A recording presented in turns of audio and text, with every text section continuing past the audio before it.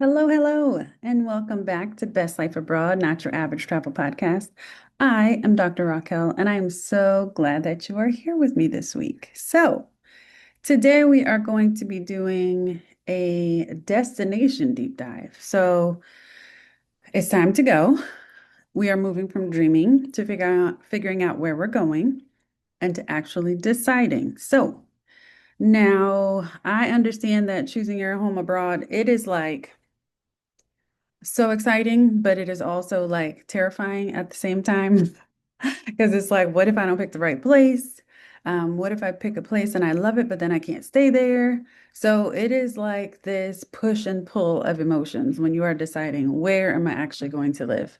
But if you are a person where you are like me, you've done the deep dive into all the YouTube pages, all the YouTube videos, all of the blogs about what visa you're going to need, where you're going to send your school, what the weather's like, what bugs do they have there. Yes, I have looked that up myself because I am not a bug person. What are the top 10 places to live abroad? All the lists, all the things. You are not alone. Okay. Been there, done that, got the whole t-shirt. But here is the thing. Clarity does not just come from getting information, okay? It comes from actual alignment. So now that you've gotten the information, or maybe you haven't gotten the information yet, so we're going to do that because I'm sure that y'all did your homework from episode 1 of this season, which is to pick your top 2 destinations. So now we are narrowing it even further to that one, so we can then put all our energy, all our backing behind this one place and get this ball moving, okay? So, you really got to figure out like where that alignment is with what you're really wanting to do, the life you're really wanting to have abroad. Okay. And that will help you filter through all of this barrage. There is an endless supply of information about everything. And what I am realizing, and what I guess I can't say am realizing, I realized this some time ago, but there are lots of people out there just saying stuff. Like they Googled the things and now they're telling you the things, but that doesn't make it accurate. Okay. And also, somebody else's experience abroad can be extraordinarily different than yours in that exact same location. Okay. So you have to figure out what for you works. Okay. So that means thinking through your values, your vision, and your reality. Where are you right now? What is it that you'd like to have, and what is it that's really important to you? So I have some questions that I want you to begin thinking through, and this will help you narrow that. Go from those two places down to that one that really aligns with you. So question number one, what is your why for moving abroad? Okay, it sounds very basic, but I feel like sometimes many people I've talked to, they haven't really thought about that. Like, you're like, yeah, it's just time to go. But why? Why is it time to go? There can be many different reasons as to why it's time to go. What is your why as to why it's time to go? Is it because you are looking for different career opportunities? Are you like me, where you're looking for a slower pace of life, a lower cost of living? Do you want a better sense of belonging? Maybe you don't have that where you are. So you need to start with your core motivation and learn what is that? How do you communicate that? Because that then decides and dictates the type of research that you do from there. Okay, this anchors every choice you make moving forward. I said it again before, I'm going to say it again. Okay, this is the anchor for every decision that you make. Why are you moving abroad? All right. Question number two. How do you want to feel in your daily life? Do you want like the hubbub and the buzz of a city? You want to hear the horns honking at night and the people talking and laughing and having a drink? Are you like, I don't want any of those things? I want peace. I want quiet. If anything, I just want to hear a cow mooing. That's it. Do you want the calm of a coastal town? Do you want to just lay down in your bed and all you hear are waves crashing up against the sand? Is that what you're looking for? Do you want a place that's walkable? Since living abroad, one thing that is always very important for us is to, and by us, I mean my family, is to have a space that's walkable. We don't really have that right now, which is another thing that's important for us to be able to get around to where we're trying to go and not have to have a car to get around there. There is nothing like being able to just pick up and go wherever you want to go. And I think you just experience a city in a whole different way when you're walking it versus when you're in a car. Do you want to have access to nature or a slower rhythm? Okay, what does your day-to-day look like in your mind? Nobody knows what you would like in your day-to-day but you. You know what you are realistically envisioning when you are envisioning your life abroad. So what does that look like? Okay. Also, what is realistic based on your finances and your visa options? So some countries might just roll out the red carpet for remote workers, for retirees, for digital nomads. They might be like, yes, bring all this money to our country. Others are like, please go back to where you came from because we don't need any of this. If you are going to contribute, this is exactly how we need you to contribute, or else stay home. Okay. So it is very, very important to match what you're dreaming with actual real policy. Okay. I have conversations all the time with people who are like, I'm not worried about the visa. I know I'll get the visa. Do you? Because you are self-employed and work from home. They don't have digital nomad. So how are you going to get there? What you going to do? And you said that this is your budget. That's not going to be a possibility based on that budget because according to them, you have to invest 440,000 euros into their economy. So are you going to do that? And that's not by buying a home. So let's figure out what that option is because this E is a visa is not necessarily a thing. So you really have to make sure that the visas that are available to you. Okay, there has to be a match there. And then also like what is the cost of living? What is your income based on what that cost of living is? And not just for tourists, but for residents. A lot of times for tourists, that cost of living is way higher. So if you want to go live the tourist life, whatever country you're moving to, that might be way more expensive than if you were living a local life in the country that you're moving to. Okay. So, for example, my family and I are planning on spending extended time in Mexico. We are not trying to live as tourists. I want to live with local people. I've said it before, I will say it again. Um, Creating like a US enclave in countries that you move to is not cool. Okay. If you are going to go somewhere, then you should be integrating into the culture, learning about the culture, the language, the community that is there. So, going to live as a tourist in Mexico is not my plan. Okay. I plan on having my kids with their Mexican friends. I plan on having my Mexican friends. I plan on eating, supporting local businesses. Like that is very, very important. And that also alters the cost of living. If I were to go stay at a resort for 2 years in Mexico, that cost is going to be very different than I'm going and I'm renting an apartment from a Mexican family in Mexico. Okay. So you want to really think about those things. Also, how does the country you're moving to treat people who look, who live, who behave like you? Okay. It is very important to understand that representation and safety matter. You might be going to a place where there are not a whole lot of people who look like you, but that the people who you do know that look like you there, they are like, we are very safe. We don't have to worry about always watching our back. We're not getting followed around in stores. We don't have to have fear when certain situations happen. Okay. And so if you are a part specifically of a marginalized community, this is something that I'm sure is in the forefront of your mind. So you really want to know like what is that cultural connection and that racial dynamic or that identity dynamic that will deeply impact your sense of home. That is one thing that for me, I did not completely realize until I moved to Belgium. When I lived in Spain, it was like Jim Crow, child. It was horrible. I was followed around everywhere. I was told I could not go into banks. I was told when I went into stores, I couldn't touch stuff. And I was like, I need to get out of this place. I am living in a twilight zone. Okay. Then I moved to Germany, which was awesome. I have great family there, great friends there. However, once I left like the bubble of our little tiny village where everyone knew us, it was like the second you walk outside and like, oh, let's go see this city. It was like all eyes are on you. You are stared at 24 hours a day, 7 days a week that you are in public. Okay. People are looking like, well, who are you? And what are you doing here? And it's very uncomfortable. So, although it's a place that I loved, there were definite things about it that I was like, no, no, sir, no, thank you. However, going from Germany to Belgium, specifically Antwerp, where at that time I did not know, but New York was the number one most international city in the world. Antwerp was number two. And so I like landed and was like, where is this place that I'm at? Because there were people who looked like me, people who didn't look like me, people who looked like everybody I've ever seen in this one city.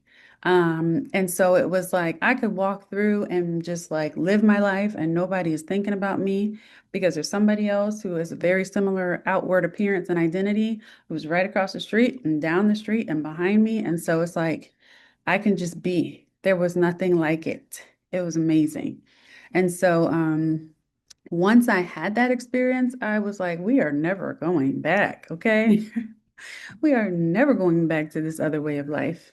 And so it is very, very important that you look beyond Instagram and actually like gain some information on the lived experiences. And I will say it is very, very important to understand, like I identify as a Black woman. My experience will not be the same as another Black woman. Okay. Also, what's real in the world is colorism. So, one Black woman's experience may be very different from my experience based on just their hue. And so, you really have to, if you can, I definitely would recommend it. If you can put boots on the ground in the place that you're trying to go to, I absolutely recommend that first before making a big commitment to where you want to be. But if you cannot, or until you can, definitely seek out lived experiences from people who are there or who have been there, not people who are Googling things and then telling you information. Okay. Next, you want to ask, what are the language expectations and opportunities for integration? Okay. So, for example, I will say moving to Germany, it was German or bust, baby. That was it. Okay. There, people were not trying to speak to you in English, other than the people who were on my husband's American football team. But other than that, it was like I had no choice but to learn German. And so I think that's really important because then also from there, moving to Antwerp, I met so many people. I did learn Dutch, but I met so many people who were also like, I mean, we speak Dutch. I know there are like two people in the world who speak Dutch. So we often feel like we have to know English in order just to be able to communicate with the world. Um, and so I didn't have to speak Dutch, but I chose to learn the language because I also had experience living abroad before, where I understand the difference of just your experience when you're able to communicate with people in their native language. It just changes it, period. So I always will recommend and encourage you to learn the language of the country you're moving to, whether or not is required, whether or not you have to. Okay. And then also there are different integration opportunities in the different countries that you are interested in as well, because moving to Spain, there wasn't really much at the time. Moving to Germany, also, I didn't have any like integration opportunities or experiences. I think that that's changed some in more recent years. Moving to Belgium, there was a lot. It was amazing. I learned Dutch through the integration program. So part of the integration program is helping you like find integration classes, helping you find like people within the government community that can be like your point of contact and support. So it really had a great system for integrating foreigners into like their country and their systems and just learning about their culture. So different countries have different things. So I definitely will say, how will you not just arrive, but belong and integrate into the community that you're trying to go into? Okay. Now you want to ask yourself, can I live here and survive, or can I really thrive here? One of the things that is most important for myself and my family, which is also another reason why we chose to begin the process of spending extended time in Mexico, is because we are thinking about where could our kids really thrive? Could this be a place where they can really like just like make friends and be around kids who are kind. Um, what does this really mean in terms of like what type of flexibility we have as a family, how much time we can spend together? So we really don't want to just be somewhere where we're kind of still on this like rat race of life and trying to figure out, okay, what are we doing? How are we doing it? And always being in grind mode, but really a place where we can build like a legacy of like family and community with our kids. And so for us, that equals thriving. And so it's also important to like figure out what your definition of thriving is. And then can you do it in the place you're trying to go to? Maybe, like, for example, one place that we really love, but I have zero intentions of moving there is London. I love London. But to me, London has a feel of grind, not exactly in the way of US. Because I definitely have gone places and they're like, we don't work through lunch. I don't know we don't get paid for that. So we are going to a park and we're eating our lunch there and then we'll be back. Which is very not necessarily normal in all workplace cultures in the US. But I still feel like I'm on a grind when I'm in London. And so for me, that wouldn't be a place where I know that I could thrive. I definitely can survive there. I definitely can have a great time there. I definitely can live there, but I'm not thriving in alignment with my definition of thriving. And so I think that that's also something that you should ask yourself because it's a very important question. Okay. Now, those are the questions I want you to ask yourself. And your abroad assignment for this week. Are you ready? You are going to ask yourself these questions and decide which country you are moving to. Period. Okay? I don't want to hear I can't decide. I don't want to hear we have our top two. That is not helpful. What it is slowing down your process. Because when you are researching 2, 3, 4, 11 places, you are not spending time learning what you need to know about the place you've decided on. We are doing no more of this endless scrolling, okay? We are going to get intentional. We are going to begin going to Numbeo. We are looking at the cost of living. We are going to begin going to the government sites and look at different visa options for people who have your passports. We are going to go back to the groups that you already signed up for in your previous homework. You are going to say, we've decided, we're moving. We're just figuring out exactly what we need in this specific thing. Can y'all help us? You've set your time. You're now deciding on the country. So let's go. Okay. What is it like? Where are the schools? Any of y'all have kids these ages? Can we talk? Okay. So you want to then start getting specific examples for yourself. We are not thinking big picture right now. We are thinking granular. Okay. Now, if you are thinking, I can't do this. You can. You can. You just need to start thinking through. Just literally just think of these 6 questions and it will guide you, especially when you're down to like 2 or 3. It will be easy peasy. Okay. So go ahead and get started. Think through the questions. And this is the week. How exciting though, right? This is the week that you are deciding where you are going to move abroad. What can be like better than that? And then now you can do all the things. You have your thing decided. Like when we got those visas in hand for Mexico, yeah, it was like the world opened up. Then it's like, okay, now we can officially begin like, okay, what are we gonna do? When are we gonna go? Where are our kids gonna go to school? Like, it was like then the excitement can happen because you've made a decision, and then you can start thinking like and envisioning like what will this actually look and feel and be like? Okay? So come on now. You got this. You can do it. I know you can. So, yes, if you need help, of course, I am here to help you. Go to www.yourbestlifeabroad.com. Set up a time for us to talk, and I will help you but you got this. You got it. You do. I know you do. We just gotta start thinking through exactly what you want, okay? So I'm here. I will be here with y'all. Let's do these things. I'm in process with you, okay? It is time to go.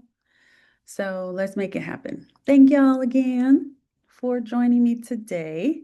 And I'm super excited to be on this process with you. But if you are feeling hesitant, you need your help with your Move Abroad roadmap, getting started, kind of calming the nerves, asking the important questions that you need answers to, by all means, please set up a time for us to connect. www.yourbestlifeabroad.com. And then let's get this thing going. Let's get this party started. All right, I will talk to y'all next week. Bye.